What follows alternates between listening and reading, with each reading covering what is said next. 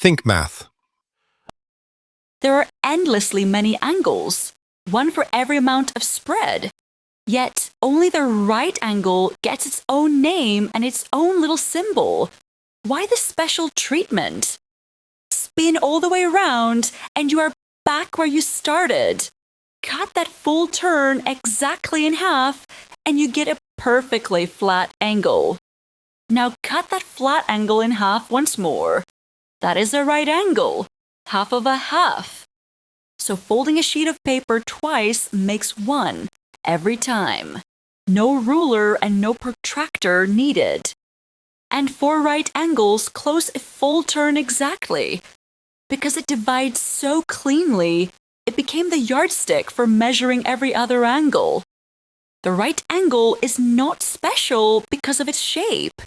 It is special because it divides evenly. A sip of math every day. See you here at Think Math.